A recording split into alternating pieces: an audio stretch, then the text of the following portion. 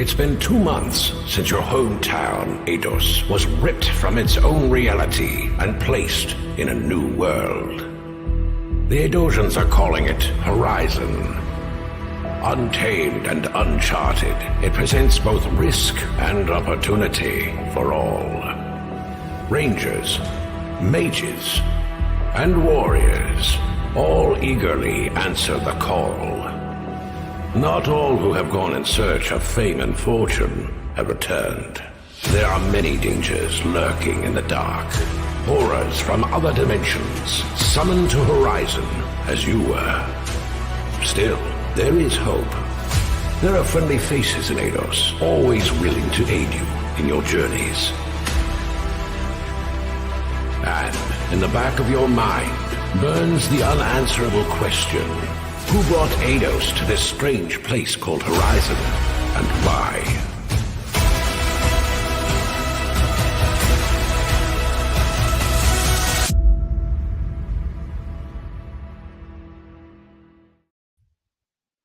Hey folks, welcome to our town hall, numero siete. That exhausts my Spanish right there.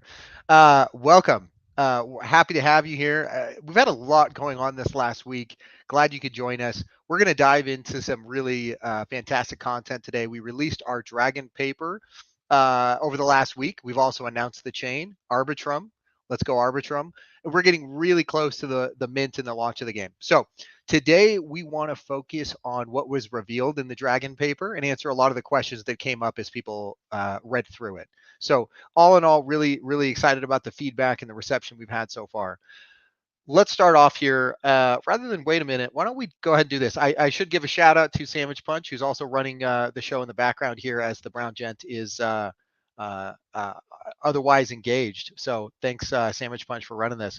But let's go ahead and do another giveaway to start this off in our live stream for 2 winners to win a whitelist spot. So if you want to enter, make sure you type hashtag Dragon Paper in the chat. I don't know if it's case sensitive. I don't think so, but let's not take the risk. So hashtag Dragon Paper in the chat, and you've got to be in chat when we draw it at the end of the show here. So please stay tuned. All right. Let's also make sure to follow our Twitter account and like and subscribe on YouTube. You know, another way to stay up to date that we want to make sure you do is to join our Discord. We got all the links in the description here below. So, okay, so we got Dragon Papers going here. I want to talk about some of the active campaigns we've got going on. So today, by the way, we'll have Bloater Punch, Sandwich Punch, and Baby Punch joining us here. So these are our guests here today. But let's talk about our Invite and Win contest. So we're continuing this contest. Now keep in mind, for this Invite and Win contest, this is to invite people to the Discord. Every person you invite, you will earn raffle tickets when that person stays through when we take the snapshot. And following the Genesis Hero Mint here in May, we will be drawing 7 winners who will each receive not a whitelist, but an actual Genesis Hero. So get those invites rolling. A great opportunity to get a Genesis Hero. Second one, we've got our bi-weekly trivia and win campaign to win whitelist spots. Last one was just this Monday here, which was fantastic. Shout out to the folks who won on that. It was a lot of fun to watch. And thanks to Katrino for running that for us. So again, we will have another one, trying to do the math here on the date. That'll probably be May 1st. So stay tuned, and you get a chance to win a whitelist spot there. So again, we've got Sandwich Punch, Baby Punch, and Bloater Punch joining us here today. Welcome, guys. Appreciate you having you back. Thanks, man. Glad to be back. Awesome. Okay, look at this, guys. We got dragon hats. We got dragon shirts. Let's see that, Sandwich Punch. Give them a better view here. Oh yeah. Oh, look at that. So okay. I'll give you guys a good view here, and then I'm probably gonna hop back and get it back into production mode and let you guys rock it. Awesome. Okay. Well, wait. Hold on. I want to ask you a question, Sandwich Punch, because I'm back. You've done so much work. You've done so much work from the perspective of our Dragon paper here. I know that's what a lot of people here are excited to hear about. So why don't you give us a little bit of an intro here around the Dragon paper? Where can you find it? What is it covering? You know, what else is coming, etc. Give me a high-level overview here. Yeah. So Dragon paper, I'm sharing it up here on the screen. You can find it on our website, dragonscrossing.com. you go to the token tab and you'll see the dragon paper there. This, you know, I always like separate things like try to separate things very black and white in my head. And that I feel like this is something that I struggled with the dragon paper is you have a game and then you have a Web3 protocol with digital assets. And so the dragon paper, the focus of it is on the digital assets, the interactions with the blockchain. And what I know everyone is super excited about is all of the aspects of the game. What does each class do? What does each skill do? And those types of things are coming. And I just wanted to make it very clear again. I know I mentioned a little bit last week that there's the dragon paper, and then there will be the game docs, and they are separate things. And the game docs will be in more of a wiki format. But we put a lot of labor and love into this. We put a lot of thought into how things were worded to try and be as clear as possible. Everyone had a heavy hand in it, and I'm just super excited. It was well received, and yeah, we just, as people have questions and comments about it, we love to hear it, and to make it, we can make clarifying assessments. Awesome. No, and I got to tell our viewers here that Sandwich Punch did a ton of work. This has definitely been one of the things that's been top of mind for us since the very beginning here. So a lot of good content in there. If you haven't seen it or read through it yet, please do so. It's not too long. It's about 20 pages. Even got pictures for those of you like me who want to see something keep you entertained while you're reading. I do want to clarify a question I've seen before from the game docs perspective. So maybe this is for you, Bloater. Are those game docs, are they going to be sort of an exhaustive, here's the game front to back? Or, is it going to have highlight some snippets here and you got to figure out the rest? Yeah, so the game docs to me are more like if you've never played the game, they'd be super instructive, but they're not. So, for example, they would say, this is what a monster is, this is what monsters do, but it wouldn't be an exhaustive list of all monsters. It wouldn't be an exhaustive list. It's not a, what do you call it, like a dictionary or an encyclopedia, I guess is what I was looking for, of the game. It's more just like a introduction and goes over all the mechanics, but it doesn't go so deep that it's not an exhaustive encyclopedia of the game. Got it. So if I can date myself a little bit here, it kind of seems like when I was younger and you'd buy like Final Fantasy and you get the booklet that kind of tells you some of the monsters, some of the mechanics, but it doesn't tell you the story, and it's not going to, because there's a lot to explore. Is that kind of your mentality with it? And I would say it's even lighter because like the strategy guides I used to buy when I was a kid, like the Zelda one would have, here's every single monster in the game. This wouldn't have that. I'm talking about the book that comes with like the CD case. Oh, yeah. I feel like sometimes those even had like exhaustive stuff, but yes, you're right. It's closer to that. It's closer to the booklet that comes with the game. Got it. So you want people to explore and learn the game as they play it. Part of what makes games fun to me is the aspect of discovery. So we want to maintain that. Got it. Awesome. Okay. Well, sorry for that little tangent there. I do want to jump back into the dragon paper here. So anyway, keep your eyes peeled for the game docs and those additional details. But again, to temper expectations, they're not going to be exhaustive. So, there's still going to be a lot of mystery and a lot of things to figure out as you play the game. So tell me a little bit more about the dragon paper here. For those who haven't read through it, can you give me kind of the Cliff Notes, high point versions of what they might learn about as they read the dragon paper? Yes. Let me pull it up. Okay. Let's see. Yeah, I'm with you there, Zelfer and I. Dating ourselves, but those booklets, those were a lot of fun though. The Final Fantasy strategy guides, that just like took me back in age. I can't. I remember Sandwich Punch and all my siblings buying the Final Fantasy strategy guides. That was memorable. That was a long time ago. Yeah. Hey, Sandwich. You're muted. Sorry, I just had to jump in real fast. So this reminded me, guys, I'm like going down memory lane here. One of my favorite Final Fantasies, Final Fantasy VIII. We had, I would watch my older brothers play, and while they would play, because I wasn't allowed to touch the PlayStation 1, I would sit there and I would just memorize everything in the strategy guide, and you could turn items into certain things. And if you remember, you would certain items, you had spells that were like consumables. Yeah. You'd stack up And 100. I remember my brother, he was like so frustrated. He's like, "What item creates the spell pain?" And I was in my bed, like getting ready for sleep, and I heard him, and I was like, "Cursed spikes!" And he was like, "My man." Oh, man. And I don't know why I still remember that, but those Oh, were that's good old great. days. That's great. I feel like our trivia at the end should break from protocol and have something about Final Fantasy in it. But anyway, all right, Bloater. Yeah, give me a high level overview with respect to the Dragon Paper. So Dragon Paper will go over the mechanisms behind our NFTs. So understanding more about what do our NFTs do, what do we have, why do we use them, what are they good for. So really doing a deep dive on our NFTs. And then the second side is tokenomics. So what is our token? Why are we using a token? All of the tokenomic related questions, allocations, vesting schedules, all that jazz is in the Dragon Paper. Got it. Okay. What would you say is sort of the feature, as we think about Dragon's Crossing, and you've touched on this before, what is sort of the most important thing as you said, hey, look, we're looking at this project holistically. What is the most important thing? The thing you want to say, look, if we do this, we've done it right. I think if the game is fun, I mean, I don't know. That's super hard because there's a lot of linchpins, but I think really far up there is the game fun? Yeah. And if the game's fun, then I think that solves a lot of problems. And if the game isn't fun, then I think we have some serious issues. Yeah. So that's probably a huge linchpin. The other linchpin is you have to.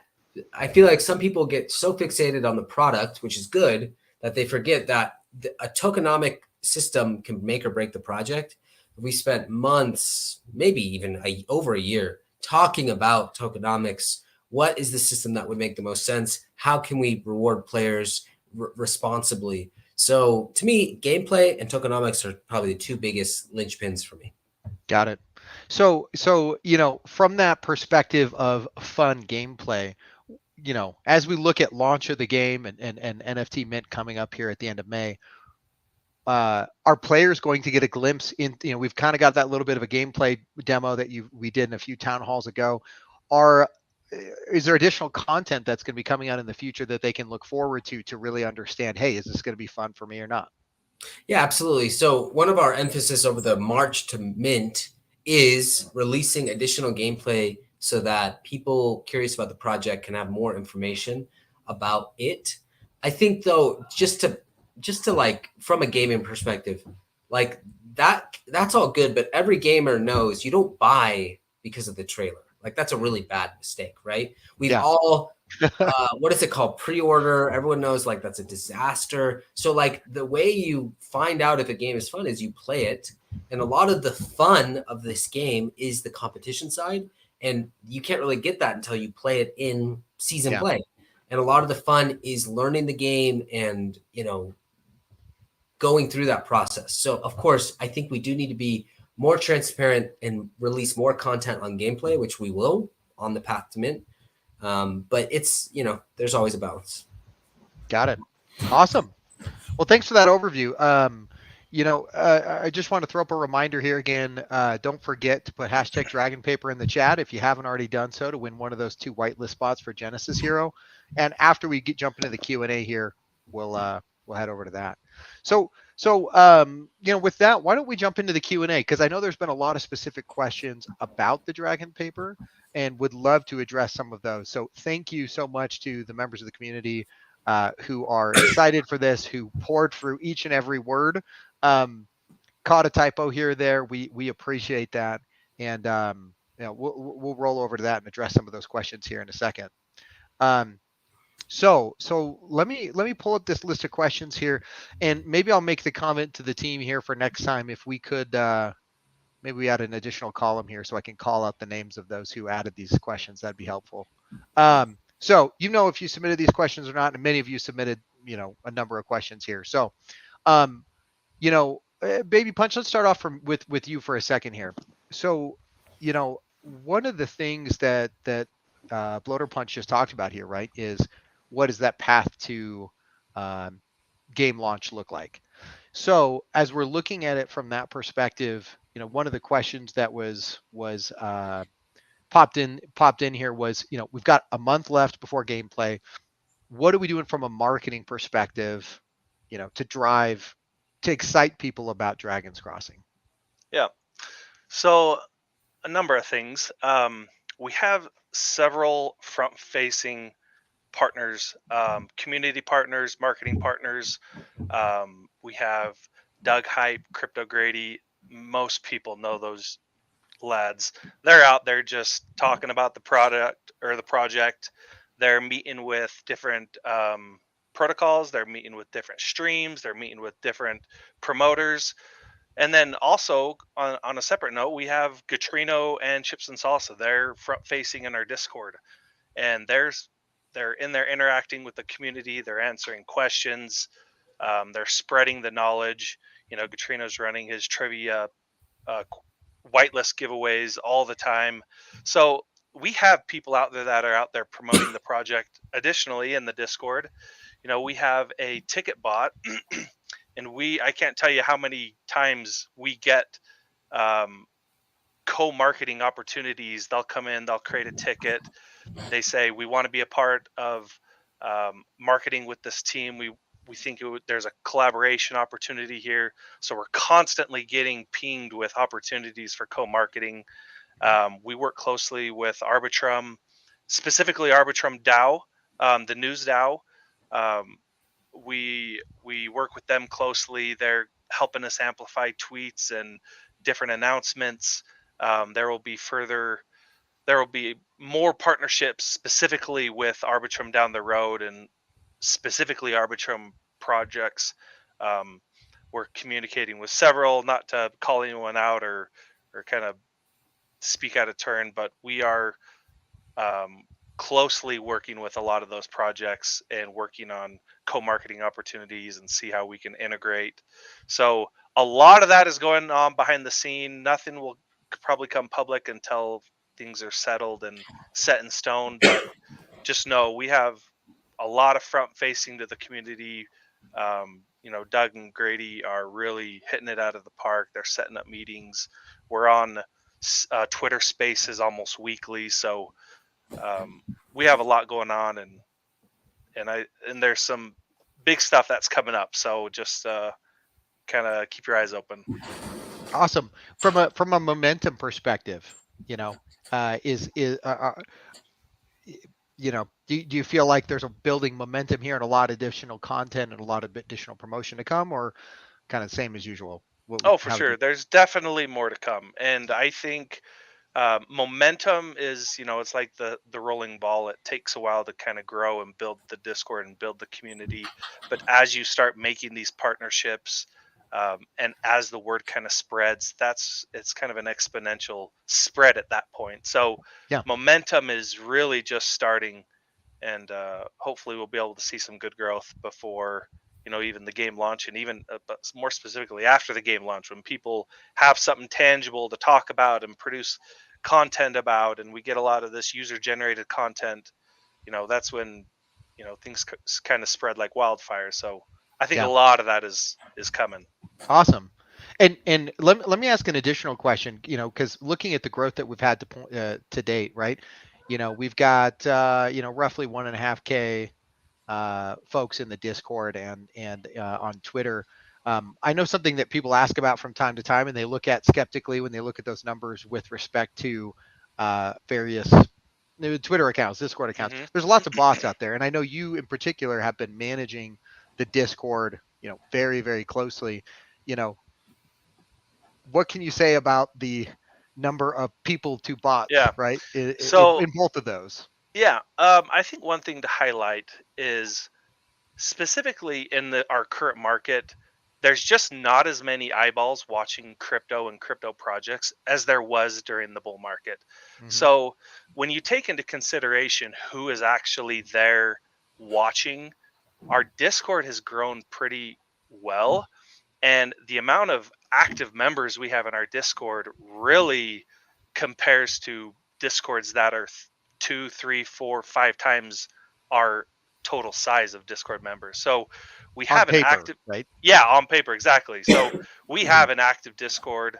The people we have are there. They're community members. They're not bots. We have a very low number of bots in our Discord, and that's just something that every project will have to deal with. There's no way to exclusively keep those out. A lot of people will have fake accounts that they Yep. they try to game whitelist giveaways and other prizes. So that's just a part of it. You have your verification system that tries to filter those out.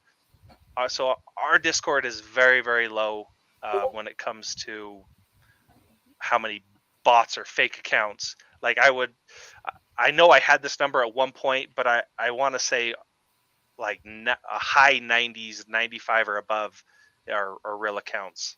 Yeah. So we have I'm optimistic about it. And as we continue to grow, we're looking really well. Awesome. So I think for the community, I think that's important to hear, right? Because we don't have. You'll often see Twitter or Discord accounts. They go from 0 to 20K, followers so or bad. subscribers, and you're like, I don't think that happened overnight. So all that is to say, if that does happen with Dragon's Crossing, you can rest assured that we're absolutely doing everything to make sure we've got real community members. And part of the reason for that too, right, is we're building a game, and people need to play the game. So that's our objective. Exhibit A, there was a project that just launched called Slime Protocol. Someone in our community called it out. We joined it. It went from 0 to 20K in the matter of like 2 days. Yeah. And those just have signs of being scams and shills and rugs, and you just got to be careful with those. Yep.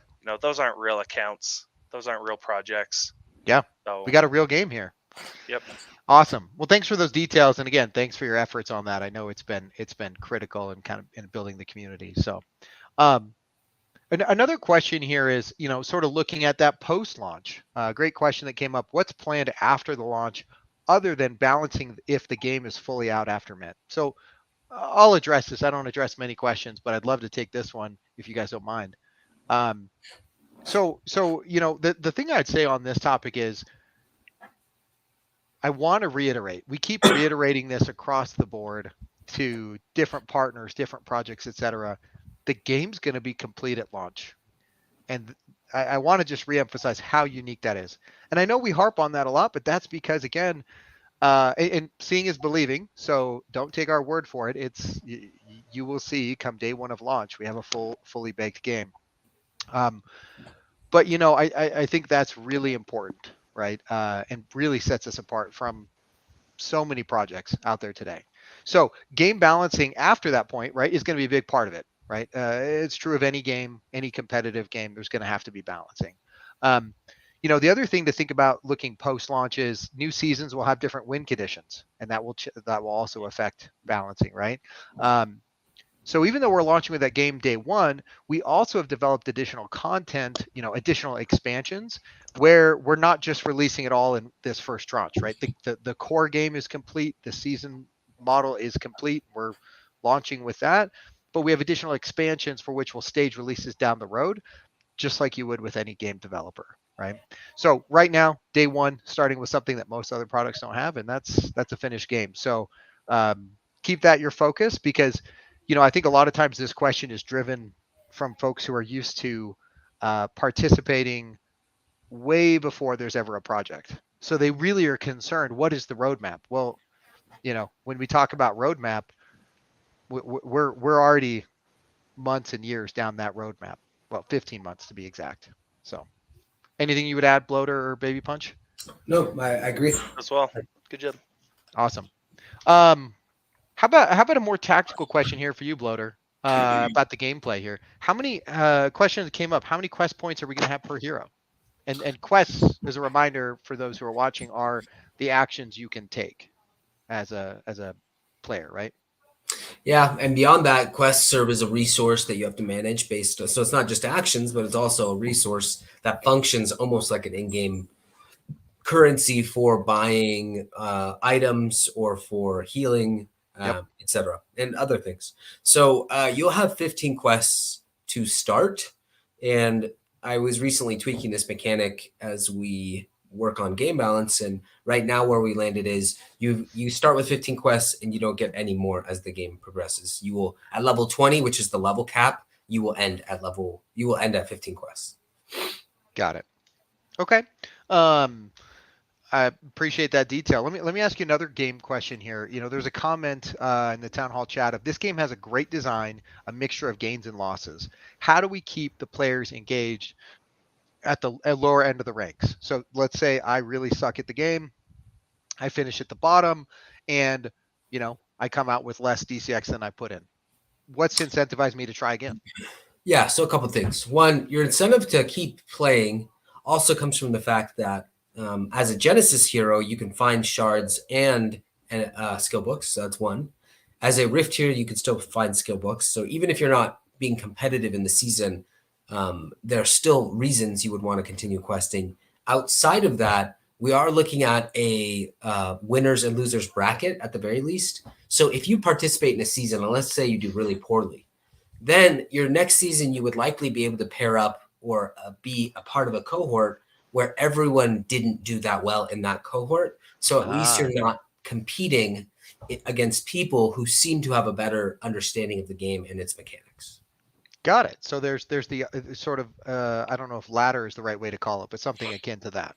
Some kind of differentiation based on game success. How in depth that will be is still to be determined. And that's not a feature on day one because day one, there will only be one cohort. Everyone will be in it.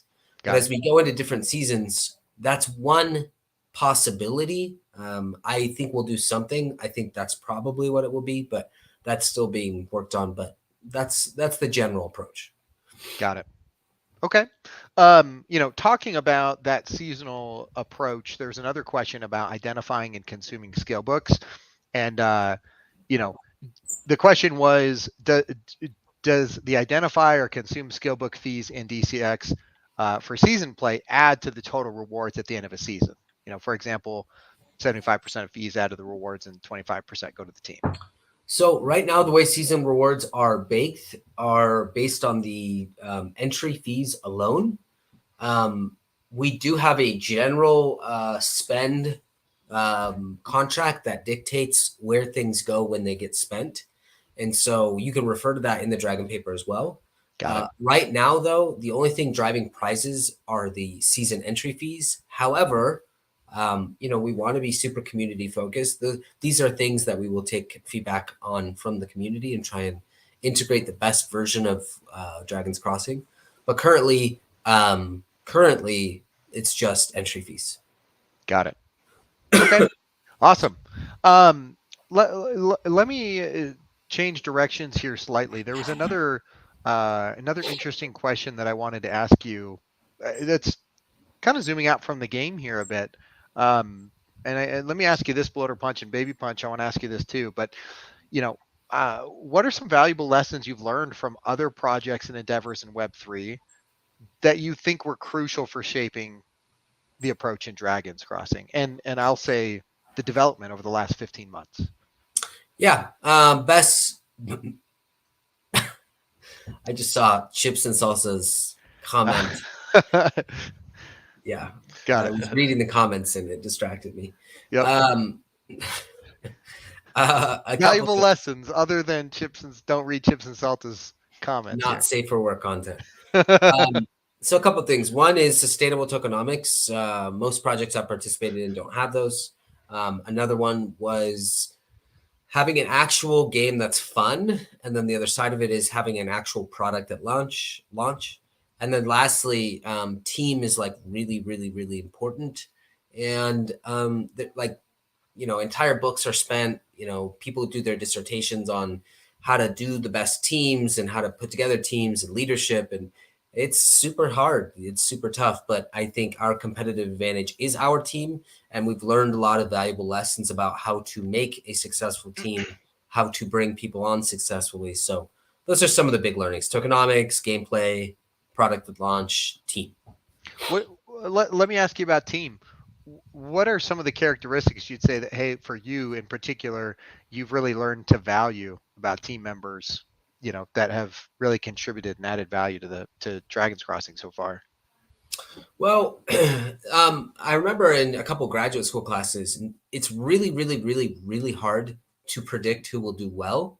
But what you can do is you can see who hires the best. Meaning, like if you hired 5 people and I hire 5 people, we can look at their success and then infer things about us as hirers. Mm-hmm. So I will say all of that to say it's very difficult and Yeah. we've made mistakes. Like we've definitely made some hiring mistakes, but we've also hired some absolute gems. And to be totally honest, I'm with the rest of the business world in that I'm not really sure how to ensure we get good hires, but I think we are doing something right because we've ended up statistically with way better than the average people on this project. The only piece that I probably would be more that I would, if I could go back, is I would be more cautious, more pensive, more deliberate. There's always this intuition to move very quickly, and when you hire the wrong person, it's a resource disaster. Yeah. For a lot of different reasons. So hiring is painful, but hiring badly is like really painful. Right. So, if this doesn't work out, I'm going to go like start a hiring consultancy. Just kidding. But no, all that to say, we've learned some lessons. We've made mistakes and we've learned some nice stuff. Yeah. What about you, Baby Punch? What's sort of been the lessons learned, not only from other projects, but along the way for the last 15 months? I think for project wise, what I've gathered is it's super important to have competition. I mean, that's what players thrive on. A game, I feel, if it's just if you're not competing, if you can't flex on your counterparts, if you can't flex on other people and other players in the community, then it's really hard to get excited about doing well if no one sees how well you're actually doing. So I think competition is one thing that I've gleaned from a lot of games and a lot of projects. Some that didn't really have that, some that did have that and did well.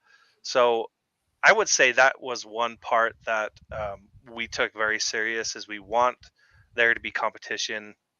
And although we haven't completely hammered out all the specifics and how to um, the details of the whole competition side, but we knew that that was super important in this game. We wanted it to be able to show your friends and see who was doing better, and so the competition side is super important. And we have plans in the pipeline along those lines. I won't quite get into detail on those, but I think that's super important when it comes to a game, is you've got to have competition. It can't just be versus a computer. Yeah.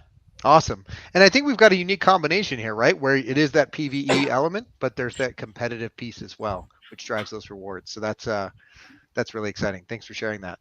Hey, let me address one thing. So Dax in the general chat in Discord just said, what was the hiring mistake they made? So it wasn't one mistake. It was multiple mistakes, right? Over the course of 15 months. But I will say at the time we were in a bull market where finding developers was very, very difficult, and finding the right developers was even harder. And so we had to hire quickly, and we brought on some people who just weren't good fits, who didn't align with the culture, for a variety of reasons. And so it wasn't just one mistake or one person. It was just that idea. For me, the hardest part was the developer puzzle. And it's a hard puzzle to solve and solve well. And if the development isn't moving the way we want it to, the whole project's dead. You can fix some things, you can't really fix development. And so, or you can compensate for some things. And so it was just the lack of our ability to find quality developers. It was our inability to hire the right developers. There was people who joined who had to leave pretty quickly thereafter, right? Huge waste of our resources. There were people we hired who just weren't competent enough to do the job we hired them to do. So it's a ton of things. It wasn't just one thing, but we ended up with a really, really good group of people. So Yeah, absolutely.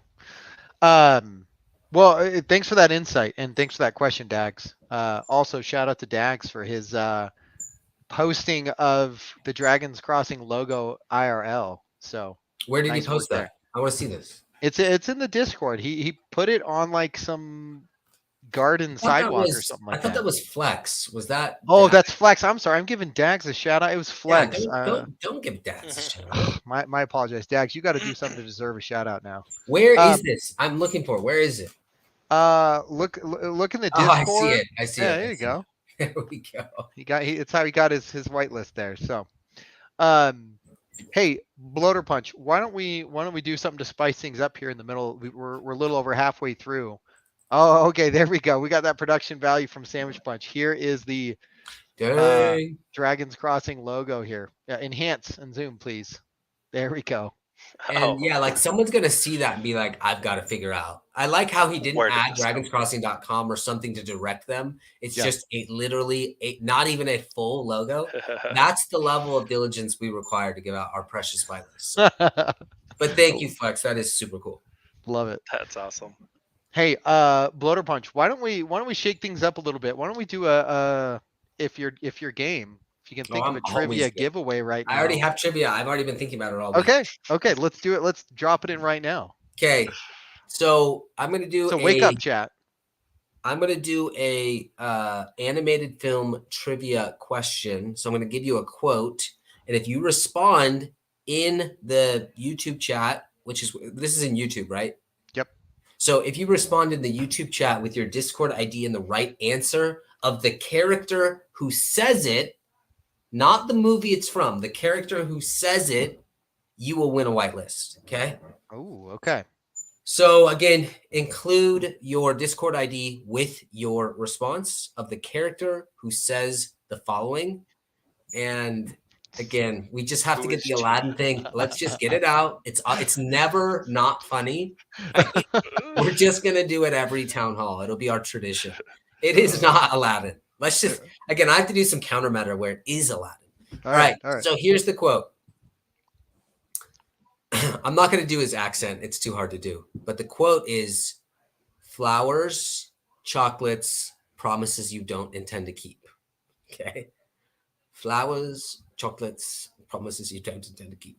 He does do it with like a British accent. Wow. What do we got, chat? Yeah. I have no idea. Toy Story. Yeah, I have no clue. Come on, guys. You can do. You're better than this. Cogsworth. I mean, is it? So do we accept Cogsworth or do we accept Clock?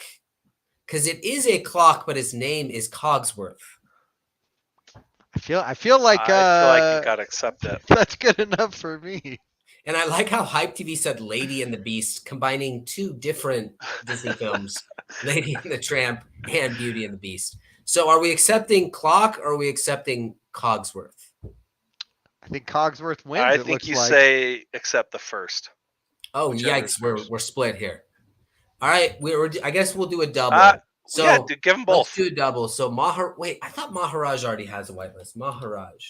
Oh, I don't even see it here. Let me just check his whitelist status. He's already whitelisted. Well, I guess Maharaj, I forget how we do this. Do they have to choose someone? Do the mods figure that out? So what they can do is they can select a friend. They can go to the ticket bot, create a ticket, and their friend can request the whitelist that they won. All right, Maharaj, go choose someone to bestow it upon. And Dope, you win the other whitelist. So Crypto Beast 6201. Congrats. Nice. Now, Maharaj and Dope, I want you to be honest in the chat. Did you Google that or did you know that? There's no way they knew that. No way they knew 100%. That's a good quote. It's been a minute. When the Beast is like, what should I get Bell? And Cogsworth says, flowers, chocolates, promises you don't intend to That keep. is not a quote anyone would know off the top of their head. Any real fans. Except for Mark, because somehow he remembers every detail of his entire life. Yeah. Wait, was Joey first? Do we blow this again? I feel like this is our tradition. So- He was. Wait, where's Joey? Joey was higher. Holy Oh, cow. We done shoot. it I again. feel like this has got to be a triple giveaway then. I don't see Hi, any other Joey. way Yeah, around it. we're Hook you up we're too. good. Triple We'll hook you up giveaway. too. All three of you go to the Discord, request your whitelist. We're gonna give it to all three of you guys. Attaboy, Joey. Nice Yeah, job. And I- apologize. I guess I got to come up with a better quote because if you're just Googling it, that's lame. I want an ungoogleable. Like my last one, which was the Do Re Mi one, you couldn't Google that. That was way too hard. You couldn't Google it. That was tough. All right. Well, way to go. Appreciate you participating here, chat. We've got a little bit more time for some additional Q&A here. So I've got another question I want to throw over to Baby Punch here. And it was Hit me with it. about, oh, sorry. No, I was just saying, hit me with it. Oh, okay. All right. So higher hero rarity. That's a little bit of a tongue twister. Will have higher chances of finding NFTs. We've talked about that.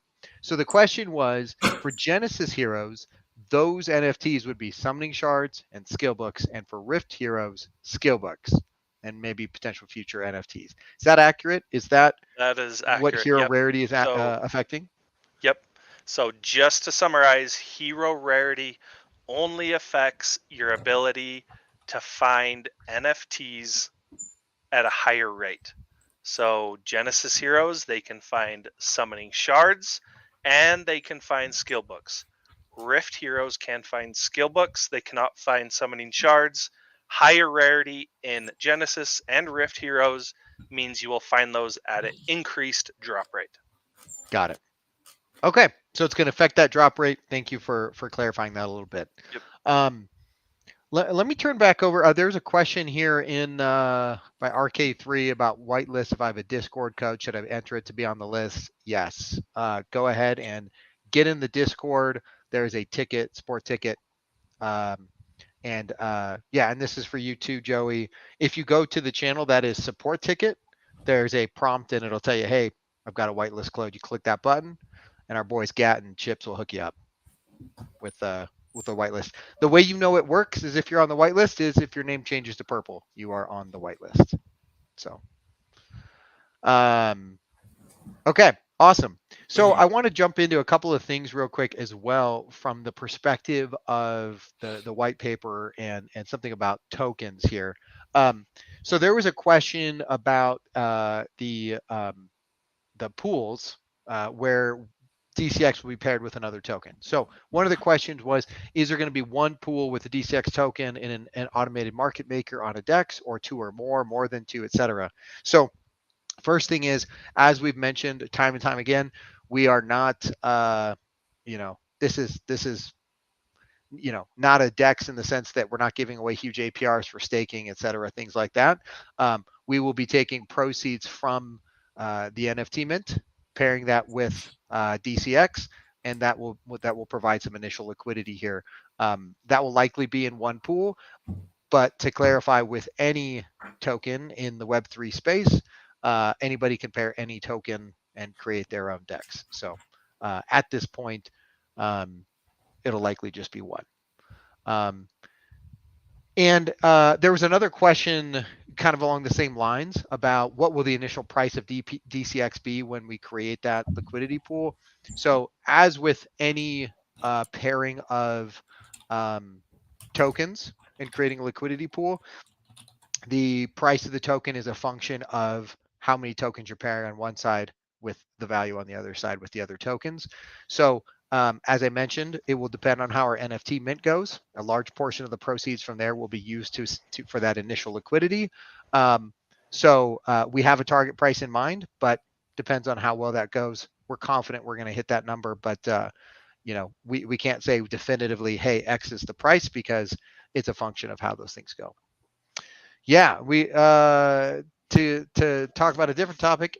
Look at Baby Punch's hat. It is legit. There we go. The merch. So if you have additional questions about the liquidity pool, where they'll be seated, etc., those details will be forthcoming as we get closer. Exactly where that will be. It will not be a it's not going to be on the Dragons Crossing website. We're not hosting that ourselves. So, but we'll provide you with those additional details. How about this? This is sort of a an off question here with respect to art. Maybe Bloater Punch, you can tackle this one. We've given a shout out to our fantastic artist Sejan for doing the NFT art and doing a lot of the backgrounds and just, I'm not even doing justice to all the work that she did, but they noticed that, hey, look, there are some different art styles throughout the game based on the gameplay demo that they've seen. Why is that? That's kind of the question. Yeah, so a couple things. One, there is most people haven't gotten that deep, but every zone has its own aesthetic in terms of monster art. And that's because the lore of the game is your world, your town of Eidos has been transported into this new reality. And you're here with a bunch of other places that have also been, the same thing has happened to them. And so you discover different art aesthetic of the monsters in each zone. That's one piece. Okay. The other piece is you have to manage, art takes a long time to create.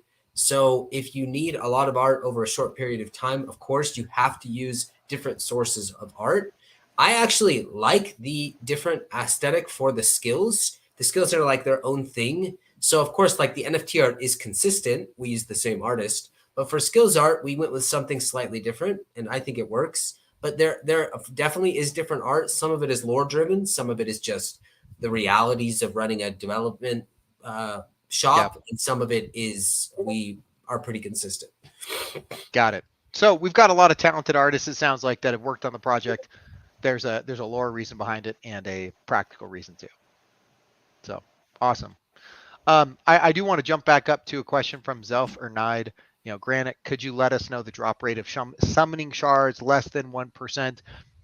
We won't be disclosing that at the moment. Obviously, that's Can I say? Let me say this though. Go ahead. It would be very apparent. It will be less than 1%. Like that's going to be obvious.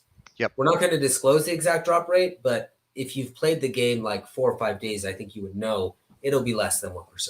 That's going to be very easily. Like that would be asking, is it 50%? And we could say, yeah, it's not 50%. Like you would know that after like 10 quests. Got it. So no, it's not going to be 1%. We're not going to disclose the drop rate for a variety of reasons, but it's less than 1%.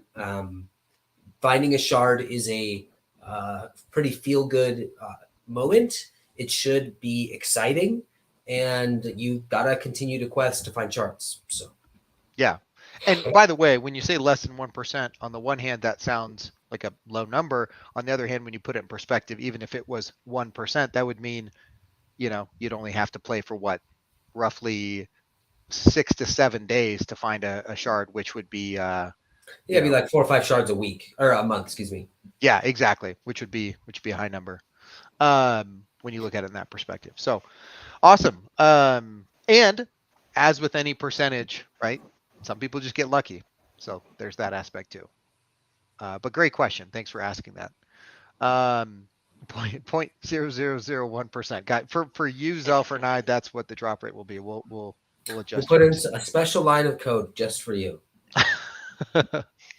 Awesome. Okay. Let me ask another question here.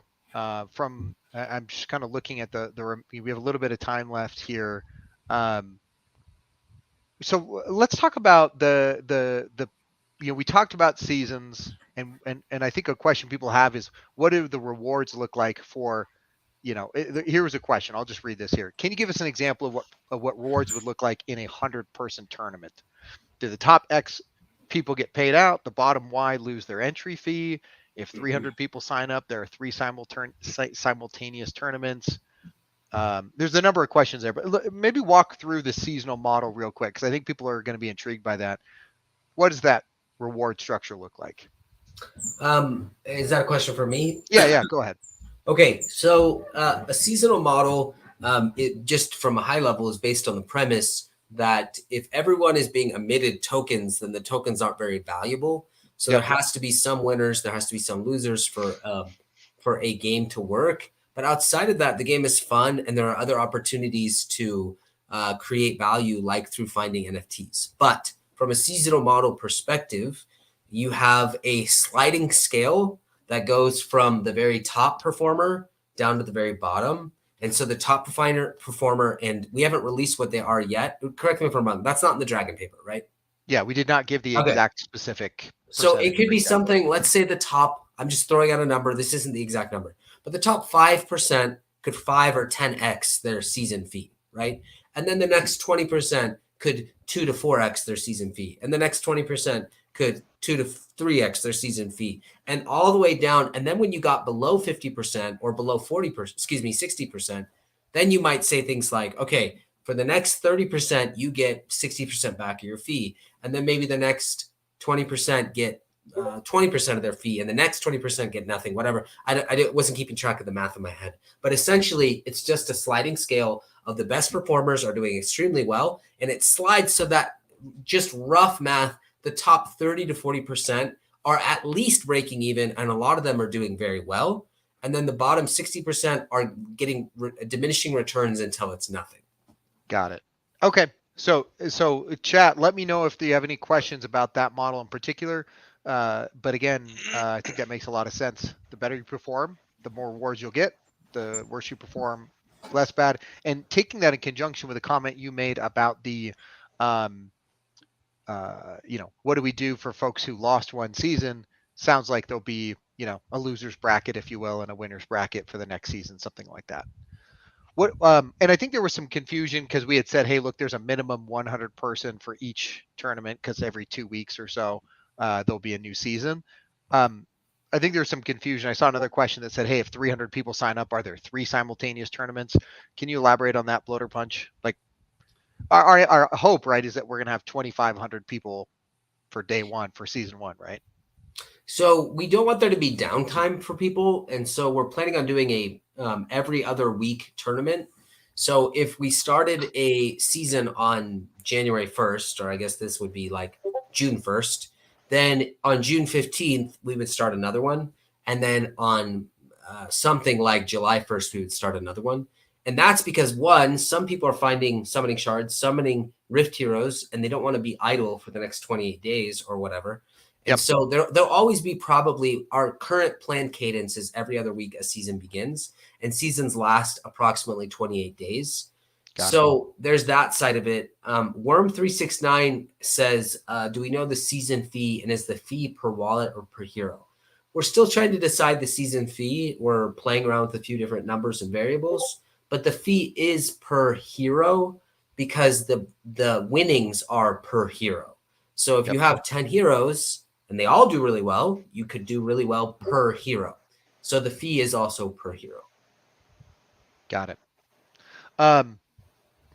Zelfer 9, you want to hit that one too? So scores are per hero. Yeah. So if whatever the objective is, and I think I'm fine saying what the objective is for season 1. We're definitely not. And we've said that in the white paper. Yeah. Oh, perfect. So, the objective for season 1 might be something like, how many quests does it take you to beat the final boss? So, depending on how well you've quested, how risky, did you die? We're big fans of not dying. How did you manage your resources, and how long did it take you to get to the final boss and then beat him? That's a question. And so that we could build the season off of that model of how long it took you to get to the final boss and beat him. Players could buy multiple Genesis heroes and or Rift heroes. They would have to quest with each of those heroes. And again, a questing session might take 10 to 15 minutes. But if they had 10 heroes and they quested with each of them, they could win multiple times. But keep in mind, this isn't, it's not like I've said this before, it's not a rock, paper, scissors simulator. Every hero is going to find different gear. Every hero is going to probably be a different class, right? You have multiple classes. Each one may encounter different adventures along the way and have to make different choices. So there's no sure way to guarantee. You just have to make really good choices, right? You have to make the best choices given your situation. And of course, there is RNG involved. So to answer your question, though, Zelf, yes, if someone had 10 heroes and did really, really well with all 10, then yes, they would get more rewards. Awesome. Okay, well, thanks for the deep dive here in terms of the Dragon Paper, talking on some of the tokenomics, the seasonal model here. There are a lot of other good questions, and we will continue to hit those. But for the sake of time here, I want to make sure we wrap things up in a timely fashion here. Any parting words, at least with respect to the Dragon Paper or where we stand today, either Baby Punch or Bloater Punch? I would just say, I mean, we dropped website, we dropped Dragon Paper, we dropped ARB announcement. We're doing, like, I was on a big crypto show this morning. Like, we've done tons of podcasts. Like, this train is moving quickly, and we're trying to do the best we can to prepare us for mint and launch. So lots going on. Awesome. I'd just say our growth is it's exponentially since the day we launched. I mean, our Discord members have grown exponentially.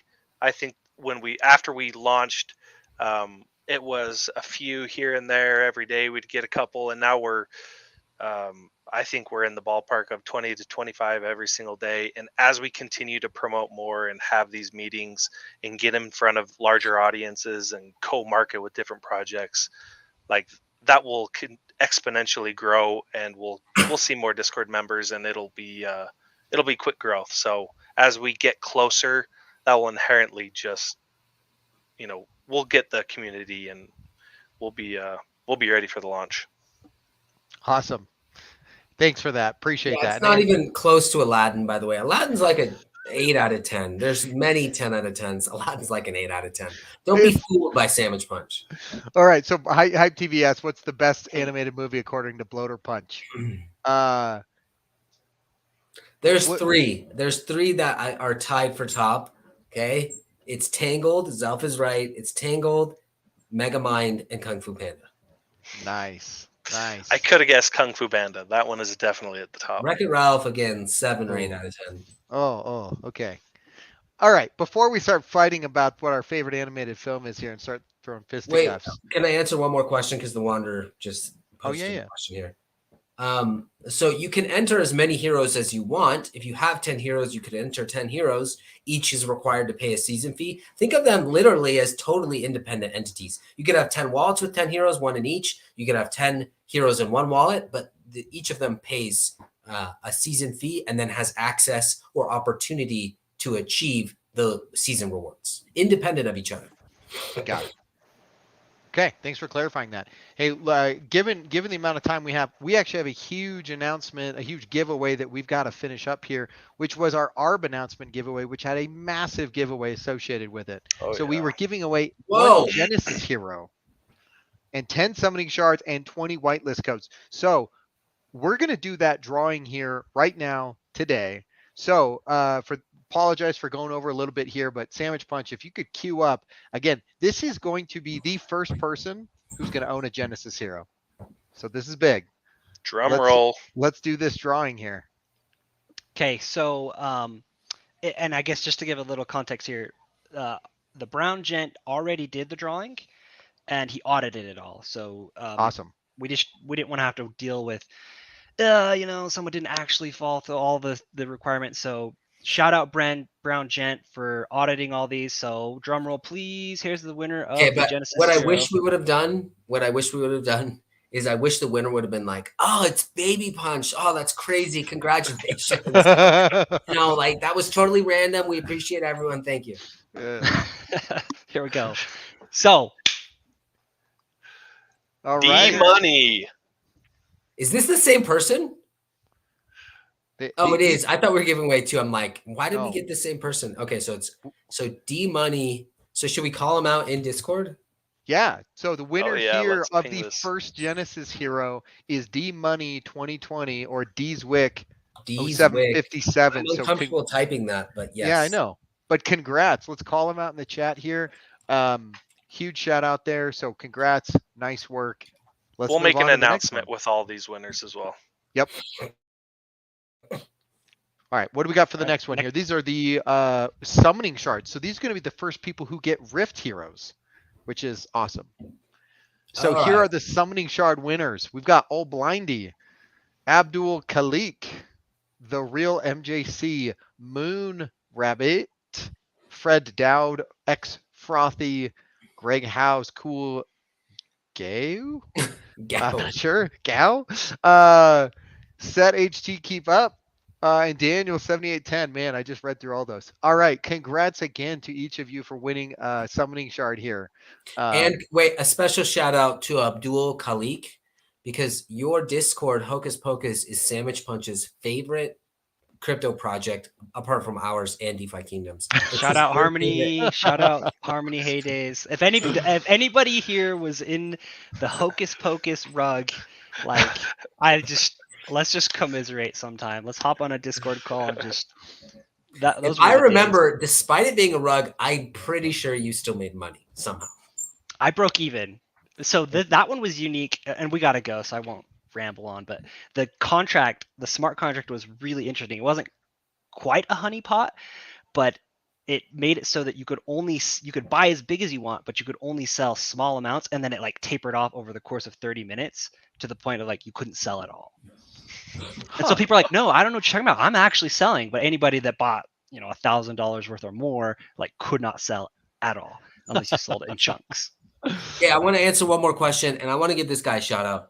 I know Kung Fu has probably asked the most questions and some of the best questions. So I love the questions, and let's keep them coming.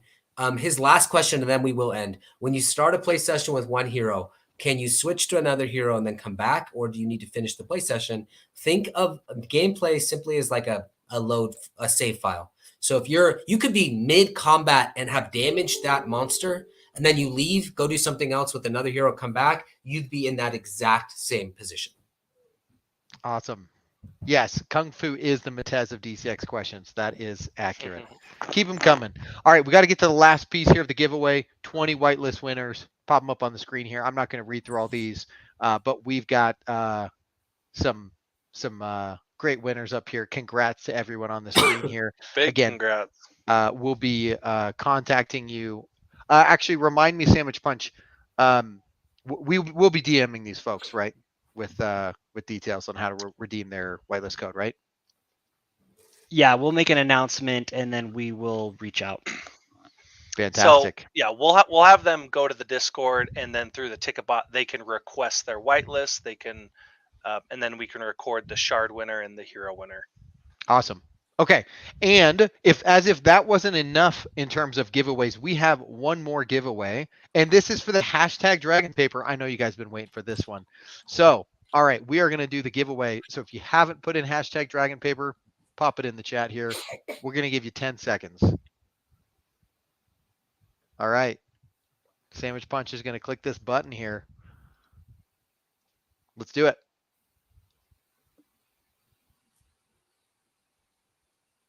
It's better Man, I not be love this. Maharaj. I know. Mladen. Again with the whitelist. I feel like you've won. This is your second one, if I recall correctly. So congrats for winning that whitelist. As a reminder, we've got one per wallet, and we'll connect here in a second. All right, here's number 2. Let's see if it picks the same person. Mladen. Libra. All right, there we go. Too. So if you've already got a whitelist, as a reminder, let us know. You can drop your Discord. Well, we know who you are. We know where you live. So we'll find you. But no, if you have, again, submit a support ticket. And if you have someone that you know you'd like to give away that whitelist spot to, let us know. And we'll go ahead and get that set up. All right. We're already 5 minutes over here. So I think that's a wrap. Anything else we need to cover, Sandwich, or anyone else? I think we're good. All right. Again, thank you for joining our 7th town hall here. Really had a great time walking through a lot of these details here. We'll be recording this as usual. Hope you enjoyed our content. Please follow our Discord, or join our Discord, and follow us on Twitter and YouTube. And we'll see you next week.